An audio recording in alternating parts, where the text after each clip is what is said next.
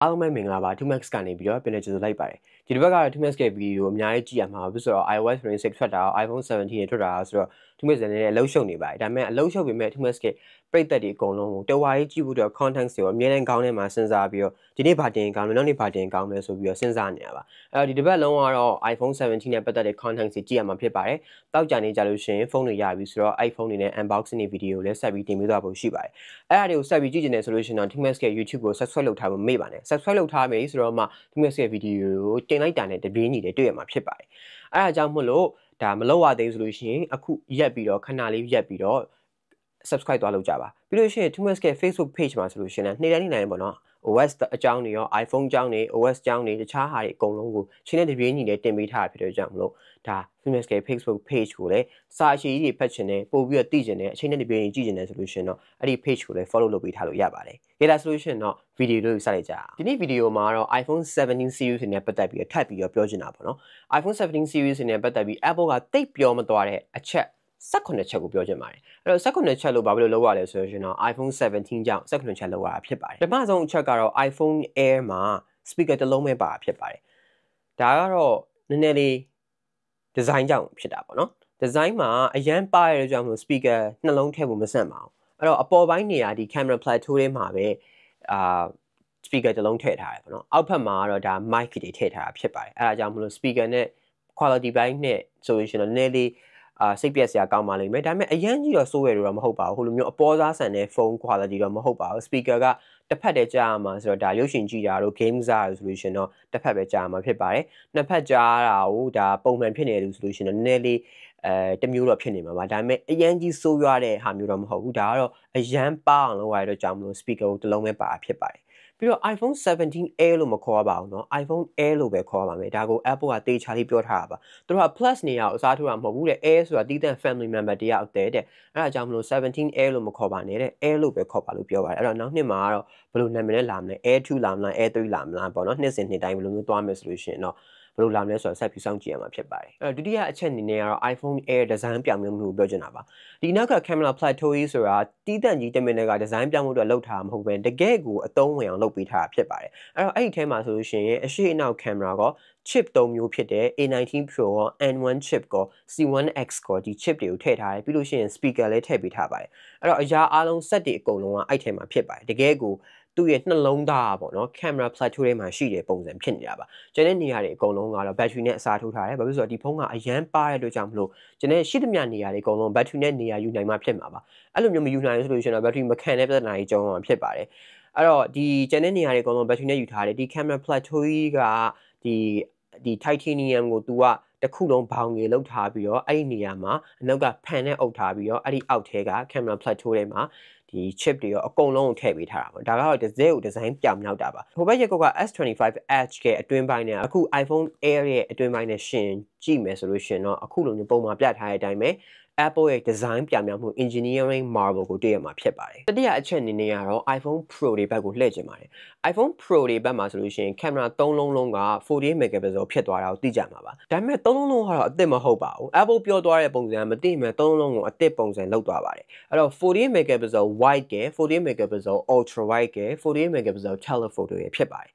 wide နဲ့ ultra wide ကအရင်နှစ်က camera တွေကိုပဲပြန်ပြီးတော့သုံးထားပြီးတော့သူကfusion camera လို့ပြောင်းပြီးခေါ်လိုက်တာပါ fusion camera ပြောင်းခေါ်ပြီးတော့ဒီ camera တွေကို photonic engine ဆိုတဲ့ဒါ software နဲ့တီးတဲ့အဆင့်မြင့်ပေးလိုက်ပြီး processing ပို့ပြီးကောင်းအောင်လုပ်ပေးတဲ့အတွက်ကြောင့်လို့အရင်နှစ်ခါထက်စားလို့ရှင်တော့ skin tone တွေကျန်တဲ့ color တွေကနည်းနည်းလေးပြောင်းသွားပြီးတော့ပို့ပြီးတော့ကောင်းတဲ့ပုံစံဖြစ်သွားပါလိမ့်မယ်ဒါပေမဲ့ camera တွေကအသစ်မဟုတ်ပါဘူး camera အသစ်ပါတာဆိုလို့ဒီ48 megapixel telephoto တစ်ခုပဲပါတာဖြစ်ပါတယ်အရှိက selfie camera နဲ့ပေါ့နော်ဒါကတော့ခဏနေမှပြောမယ်အနောက်က camera 3လုံးနေရာမှာအသစ်ပါတော့48 megapixel telephoto ဖြစ်တယ်ဒီ telephoto မှန်ဘလူးက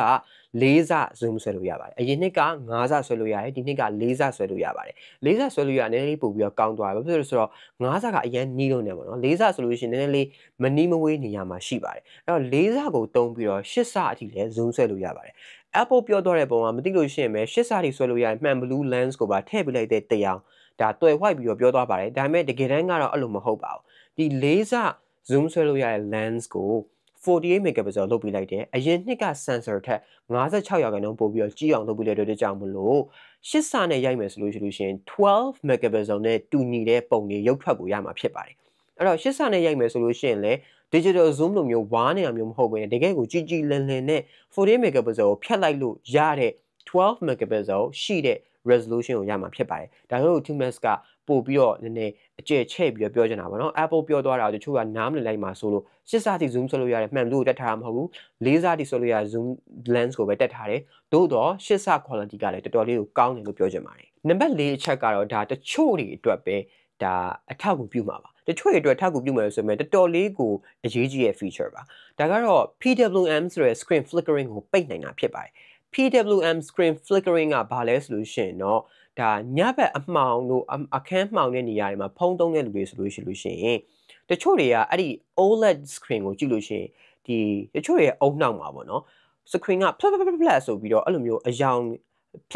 လတ်နဲ့လို့ဖလတ်ပေါ်နေတယ်ပေါ့နော်အဲ့တော့မျက်လုံးကနည်းနည်းလေးမူးတာတို့မျက်လုံးအောင်တာမျက်လုံးနာတာခေါင်းကိုက်တာအဲ့လိုမျိုးဖြစ်တတ်ပါတယ်အဲ့ဒီဟာတွေကိုပိတ်လိုက်လို့ရှိရင်ဒါပို့ပြီးတော့တက်တာစီမှာပါခေါင်းကိုက်တာတို့ဒီမျက်လုံးမူးတာတို့ဘာတို့တက်တာစီမှာအထူးသဖြင့်ညအမှောင်သုံးတဲ့လူတွေဆိုလို့ရှိရင်เนาะညအခန်းလုံးဝမှောင်နေတဲ့အချိန်မှာဖုန်းနဲ့မျက်နှာနဲ့နည်းနည်းလေးကပ်ပြီးသုံးမယ်ဆိုလို့ရှိရင်တော့ဒီဟာတွေက eye strain တို့ဘာလို့ဖြစ်တတ်ပါတယ်အဲ့ဒါကြောင့်မလို့ဒီဟာကိုပိတ်လိုက်ပြီဆိုလို့ရှိရင်အဲ့လိုမျိုး OLED ကဒီလိုဖလတ်လောက်တဲ့ဟာနည်းနည်းလေးအကျဉ်းကြီးရော့သွားပြီးတော့ကိုယ့်ရဲ့မျက်လုံးတွေကိုကြည့်ရတာတက်တာစီပါတယ်ဒါကတော့ PWM flickering အောင်ကြုံနေရတဲ့ပြဿနာကိုတွေ့ကြုံရတဲ့လူတွေပဲဒီ feeling ကိုနားလည်မှာဖြစ်ပါတယ်အခုဒီ iPhone 17 series တွေအကုန်လုံးမှာဒါကိုပိတ်လို့ရတဲ့ဒီ toggle ပါလာပြီဆိုတော့ညဘက်ဒီကြည့်မယ်ဆိုလို့ရှိရင်ပို့ပြီးတော့အဆင်ပြေတော့မှာဖြစ်ပါတယ်ငါးခုမြောက်ပြောရမယ့်အရာကတော့ iPhone Air ရဲ့ battery ပါ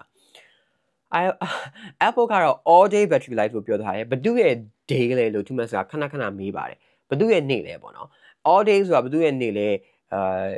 အဖွားရဲ့နေ့လားကိုမေရဲ့နေ့လား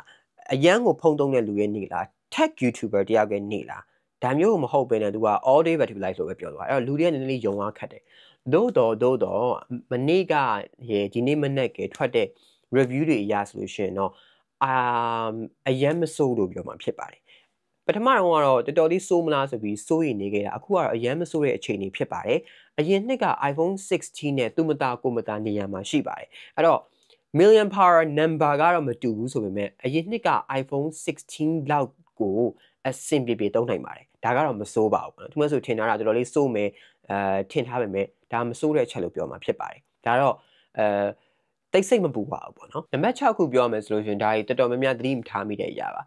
ဒါကတော့ iPhone Air မှာဆိုလို့ရှိရင် Dynamic Island ကြီးကနည်းနည်းလေးတခြား iPhone 17 တွေထက်အောက်ကိုနည်းနည်းလေးယော့နေတာကိုသတိထားမိလားတော့မသိဘူး။ဘာဖြစ်လို့လဲဆိုလို့ရှိရင်အနောက်က camera plateau ထဲမှာအရှိ camera ရောအနောက် camera ရောစန့်အောင်ထည့်ဖို့အတွက်ဆိုလို့ရှိရင်အခုလိုမျိုးလှုပ်ထားတာဖြစ်ပါတယ်။သူကနေရာအရင်ကျင်းတဲ့အတွက်ကြောင့်မလို့ပါအောင်ညှလှုပ်ထားတဲ့အတွက်ကြောင့်မလို့အရှိက selfie camera ကအောက်ကိုနည်းနည်းလေးယော့နေပါတယ်။ယော့ပြီးတော့မှ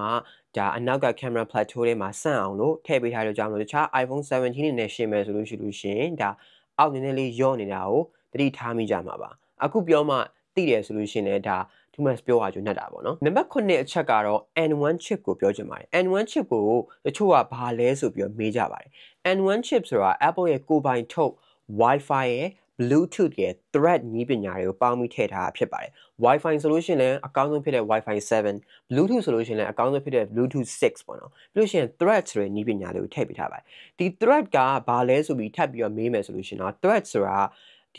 ီဆက်သွယ်မှုနည်းပညာကိုပို့ပြီးတော့ကောင်းအောင်လုပ်ပေးထားပါအဲ့တော့ AirDrop တွေပို့ပြီးတော့ကောင်းသွားမယ်ပို့ပြီးတော့တိတိကျကျမြန်ဆန်နဲ့လုံနိုင်မယ်ပေါ့နော်အခုဆိုလို့ရှိရင် AirDrop ကကောင်းတယ်ဆိုမြဲရက်တဲ့ချက်မရတဲ့ချက်တစ်ခါကြီးကြလို့ရှိရင်ဖြစ်တတ်ပါတယ်အမြဲတမ်း100ခန်းလုံးရတာမဟုတ်ပေါ့နော်အဲ့တော့ Apple ကကိုယ်ပိုင်ထုတ်တဲ့ chip မှာ thread ကိုထည့်ပေးလိုက်တာဆိုတော့ AirDrop တစ်ခုနဲ့တစ်ခု transfer လုပ်တာပို့ပြီးတော့ယုံကြည်စိတ်ချစွာလုပ်နိုင်မယ်ပို့ပြီးတော့မြန်ဆန်သွားမယ်ပြီးလို့ရှိရင်အိမ်မှာ smart device တွေရှိရဆိုလို့ရှိရင်တို့နဲ့ဆက်သွယ်ရတာပို့ပြီးတော့လှည့်လည်မြန်နဲ့စိတ်ချပြီးတော့အမြဲတမ်း100ခန်းလုံးလောက်ညီးပါပေါ့နော်ရမယ်လို့ထင်ပါတယ်ဒါကိုအကုန်လုံး improve လုပ်ဖို့အတွက် Apple ကဒီ thread နည်းပညာကိုထည့်ပေးထားတာဖြစ်ပါတယ်အဲ့တော့ Wi-Fi နဲ့ Bluetooth တွေကလည်း Apple က control လုပ်ထားတဲ့အတွက်ကြောင့်မို့ပို့ပြီးတော့ efficient ဖြစ်သွားပြီးတော့ battery စားတက်တာပြီးတော့ Wi-Fi range တွေပါတယ်ပို့ပြီးတော့ကောင်းသွားမယ် Wi-Fi speed တွေပါတယ်ပို့ပြီးတော့ကောင်းသွားတာကိုတွေ့ရမှာဖြစ်ပါတယ်နံပါတ်8အနေနဲ့ကတော့ iPhone Air အတွက်မကောင်းတဲ့တဲ့မှာဒါတော့ MagSafe ပေါ့နော် MagSafe နဲ့ iPhone Air ကိုအားသွင်းမယ်ဆိုလို့ရှိရင်20 watts ပဲရမှာဖြစ်ပါတယ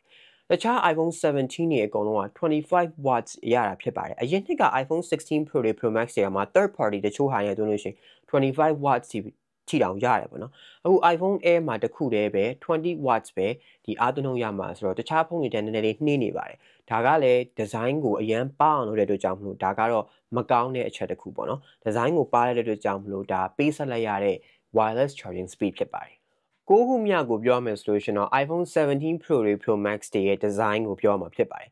design ကိုပြောမယ်ဆိုတဲ့နေရာမှာတော့ဒါ Apple ကပြောမသွားတဲ့ design changes တစ်ခုပေါ့နော်ဒါက US မှာထုတ်တဲ့ US region ပေါ့နော် iPhone 17 Pro တွေ Pro Max တွေဝယ်မယ်ဆိုလို့ရှိရင်ဖုန်းတွေရဲ့ထိပ်ဖူးလေးမှာ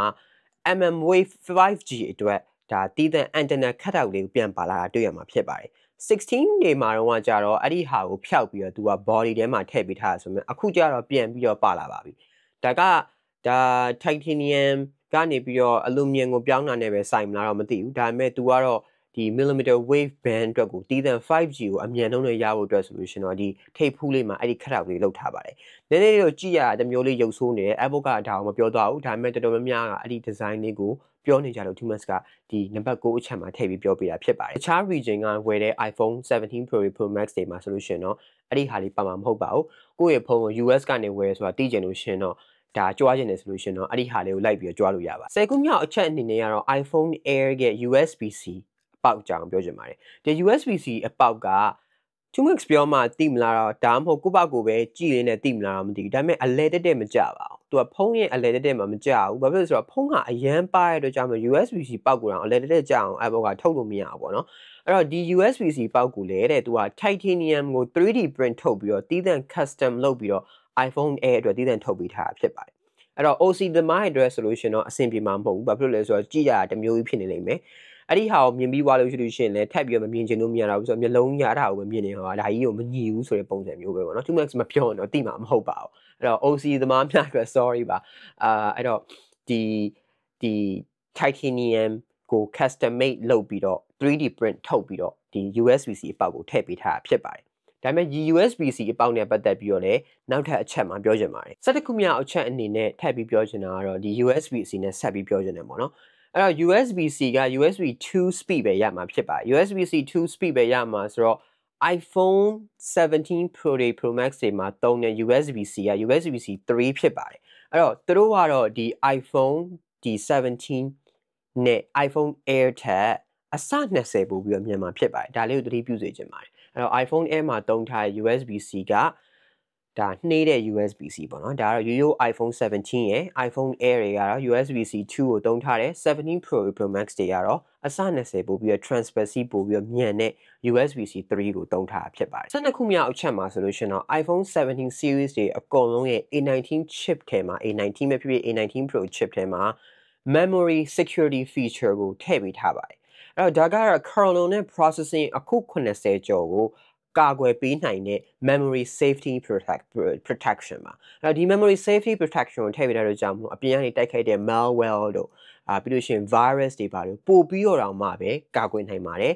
memory enhanced tagging extension ပေါ်မှာတည်ဆောက်ထားတဲ့အတွက်ကြောင့်မလို့ဒီဟာက security ဘိုင်းကိုပို့ပြီးတော့တင်းတင်းကြပ်ကြပ်လုပ်ပေးထားရပါတော့အဲ့တော့ Spectre V1 လိုမျိုး security attack လုပ်တဲ့ဟာတွေကို CPU နဲ့လုံးဝမထိခိုက်စေဘဲနဲ့ရက်တန့်ပြီးတော့ကာကွယ်နိုင်တယ်လို့သိရပါတယ်။ဒါကတော့ security အတွက်တီးတန့်ကိုတေချာလေးလုပ်ပေးထားတဲ့ dedicated security chip ဖြစ်ပါတယ်။အဲ့တော့ဒီဟာကိုလည်း A19 နဲ့ A19 Pro chip တွေမှာထည့်ပေးထားတာဖြစ်ပါတယ်။နံပါတ်73မြောက်အချက်ကိုပြောမယ်ဆိုလို့ရှိရင်တော့အရှိက selfie camera အကြောင်းပြောချင်ပါတယ်။အဲ့တော့ selfie camera ကတော့ center stage selfie camera ဖြစ်သွားတယ်။အကြီးမားဆုံးပြောင်းလဲတဲ့ camera ကတော့ selfie camera ဖြစ်ပါတယ်ဒီနှစ်အတွက်ပေါ့နော်။အဲ့တော့ center stage camera ဖြစ်သွားတယ်။ပြီးလို့ရှိရင်ဒီ Apple ကဒီ square sensor ကိုပြောင်းလိုက်တာဖြစ်ပါတယ် aspect ratio ကိုချိန်ညှိပေးပြီးတော့သူကအလျားလိုက်ကောဖြစ်ဖြစ်ဒါလိုက်ပဲဖြစ်ရိုက်လို့ရှိလို့ရှင်ဒီဖုန်းကိုဒီလိုမျိုးလှဲစရာမလိုဘဲနဲ့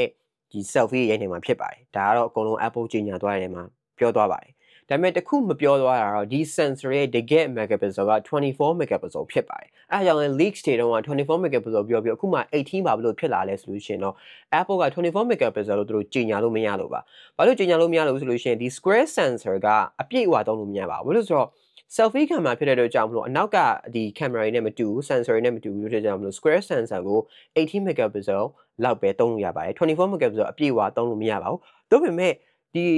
18 megapixel ကတော်တော်လေးကိုကောင်းပါတယ်တော်တော်လေးကိုကောင်းတဲ့အတွက်ကြောင့်မလို့အခု camera selfie camera ကိုစမ်းပြီးတော့သုံးကြည့်မယ်ဆိုလို့ရှင်တော်တော်လေးကိုကောင်းတဲ့ resolution တွေကိုရမှာဖြစ်ပါတယ်ဒီ say 80 megapixel အပြည့်အဝရိုက်နေမှာဖြစ်ပါတယ်တချို့ထင်လို့မျိုး80 megapixel လို့ကြီးညာပြီးတော့12 megapixel လောက်နဲ့ဒီပြန်ပြီးတော့ down လောက်ထားမှာမဟုတ်ပဲနဲ့80 megapixel 80 megapixel အပြည့်အဝရိုက်နေမှာဖြစ်ပါတယ်အဲ့တော့14ခုမြောက်ကတော့ iPhone Air နဲ့ပတ်သက်ပြီးထပ်ပြီးပြောချင်ပါတယ်အဲ့တော့ iPhone Air ကတော့ဒီဗီဒီယိုမှာတော်တော်လေးကို mention လုပ်တာများပါတယ်အဲ့တော့ iPhone Air မှာဆိုလို့ရှိရင်အားသွင်းတဲ့နှုန်းကတခြား iPhone 17 series တွေတော်တော်လေးကိုနှေးပါတယ် iPhone 17တခြား models တွေမှာဆိုလို့ရှိရင်ဒီ90ရာခိုင်နှုန်းသွင်းဖို့ဆိုလို့ရှိရင်မိနစ်20နဲ့သွင်းနိုင်ပေမဲ့ iPhone Air မှာတော့မိနစ်30ကြာတော့မှ90ရာခိုင်နှုန်းပြည့်အောင်သွင်းနိုင်မှာဖြစ်ပါတယ်။ဘာဖြစ်လို့လဲဆိုလို့ရှိရင်တော့အရင်အပူလွန်မှာဆိုလို့ Apple ကထိန်းချုပ်ထားတာဖြစ်ပါတယ်။ဒါကြောင့်လည်း watts ကိုကန့်သက်ထားတာဖြစ်ပါတယ်။15ခုမြောက်ကတော့ဒါအားသွင်းတဲ့နဲ့ပတ်သက်ပြီးဆက်ပြီးပြောချင်ပါတယ်။အဲ့တော့iPhone 17ဒါမှမဟုတ် iPhone 17 Pro တွေမှာဆိုလို့ရှိရင်အားသွင်းတာကို60 watts အလောက်ထိရတယ်လို့တချို့ကပြောကြပါတယ်။အဲ့တော့60 watts လောက်ထိရဖို့ဆိုလို့ရှိရင်တော့40 watts ခံနိုင်တဲ့40 watts ထက်မြင့်တဲ့ပလက်ကောင်းကိုရှာဝယ်ပြီးတော့သုံးမှရပါမယ်အဲ့တော့ကျိုးနဲ့သွင်းတာကိုပြောတာပါကျိုးနဲ့သွင်းမယ်ဆိုလို့ရှိရင်17 Pro Pro Max တွေက60 watts အလောက်ထိတောင်အမြင့်ဆုံးရတယ်လို့ပြောပါတယ်ဒါကတော့ရိုးရိုးမရဘူးပေါ့နော်40 watts power ရှိတဲ့ပလက်ကောင်းကိုရှာဝယ်ပြီးတော့သွင်းတော့မှာပဲ60 watts အထိကိုသွင်းနိုင်မှာဖြစ်ပါတယ်ဒါလေးကိုသတိပြုစေချင်တာပါ16ခုမြောက်ကတော့ iPhone Air ကိုပြန်ပြီးတော့လာကြပါတယ် iPhone Air မှာဆိုလို့ရှိရင် ultra wide camera မပါရလို့ကြောင့်မလို့ macro အနီးကပ်ရိုက်တာတို့0.5 နဲ့ရိုက်တဲ့ဟာတော့မရပါဘူးပြီးလို့ရှိရင် cinematic mode လည်းမရပါဘူး cinematic mode ကတော့ portrait ကိုလုပ်ပြီးတော့ဒီအနောက်ကဒီ background ကိုဝါအောင်လုပ်ပြီးတော့တကယ်ကို camera နဲ့ရိုက်တယ်လို့မျိုး cinematic video ရိုက်မယ်ဆိုလို့ရှိရင်တော့ဒီ iPhone Air မှာရိုက်လို့ရမှာမဟုတ်ပါဘူးအရှိရ selfie camera ကလည်းတခြား camera တွေအကုန်လုံးနဲ့ပေါ့နော်တူနေတခြား17ကcamera တွေအကုန်လုံးနဲ့တူပါပဲဒါဆို7 series အကုန်လုံးမှာဒီ selfie camera တူထည့်ပေးထားတာကိုဒီ Air ကိုပဲကွက်ပြီးတော့ဒီ selfie camera မှာကိုပဲcinematic video ပါရိုက်လို့မရအောင်လုပ်ထားတာဖြစ်ပါတယ်အဲ့တော့အနောက်မှာလည်းရိုက်လို့မရဘူးအရှေ့မှာလည်းရိုက်လို့မရပါဘူးဒါတော့ Apple ကမပြောသွားပေမဲ့ဒါသူ့မဲ့ဆိုရှာတွေ့တာဖြစ်ပါတယ်ကဲနောက်ဆုံးအနေနဲ့ဒါ89ချက်မြပြောရမယ်ဆိုလို့ရှိရင်တော့ A19 Pro ရဲ့ performance ဖြစ်ပါတယ် A19 Pro ရဲ့ performance ကို Apple ကဒါ GPU ဘိုင်းမှာဆိုလို့ရှိရင်40လောက်ပို့ပြီးတော့မြန်သွားတယ်လို့ပြောပါတယ်ဒါကတော့မှန်ပါတယ်သူမဲ့ဆိုအခုတွေ့ရှိရတဲ့ test တွေ Geekbench score တွေနဲ့ပတ်သက်ပြီးကြည့်မယ်ဆိုလို့ရှိရင်တော့40လောက်မြန်တာကိုတွေ့ရမှာဖြစ်ပါတယ်ဒါပေမဲ့တစ်ခုလုံးခြုံပြီးတော့ပြောမယ်ဆိုလို့ရှိရင်တော့20ကနေပြီးတော့25ရာခိုင်နှုန်းလောက်ပဲမြန်တာကိုတွေ့ရမှာဖြစ်ပါတယ် score တွေအရဆိုလို့ရှိရင်ပေါ့နော် Apple ကတော့အဲ့လိုမျိုးပြောသွားမှတိလို့ရှိရင်ပဲ40ရာခိုင်နှုန်းလောက်ကြီးအကုန်လုံးမြန်သွားလို့ပြောသေးအောင်ဖြစ်သွားပါသူမဲ့ဆန်ကပထမတော့က40ရာခိုင်နှုန်းပို့ပြီးတော့မြန်တယ်လို့ထင်ထားဒါပေမဲ့တကယ်တမ်းကတော့ CPU GPU အားလုံးကိုရှင်းလိုက်မယ်ဆိုလို့ရှိရင်တော့20ရာခိုင်နှုန်းလောက်ပဲမြန်တာကိုတွေ့ရမှာဖြစ်ပါတယ်အဲ့တော့ဒီ benchmark တို့ performance ဘိုင်းတို့ battery ဘိုင်းတို့တွေကိုစမ်းပေးဖို့တွေကတော့နောက်ထပ်ဗီဒီယိုတွေမှာလာဖို့ရှိပါတယ်အဲ့ဒီဗီဒီယိုဆက်ဆောင်ပြီးတော့ကြည့်ကြဖို့သူမဲ့ကတိုက်တွန်းချင်ပါတယ်ကဲအခုဗီဒီယိုမှာဆိုလို့ရှိရင်တော့ iPhone 17နဲ့ပတ်သက်တဲ့အချက်18ချက်ကိုပြောပြသွားဖြစ်ပါတယ်။ဒါဆိုလို့ရှိရင်တော့နောက်ဗီဒီယိုမှာပြန်ပြီးတွေ့မယ်။အားလုံး have a nice day. Take care and see you. Bye. Goodbye.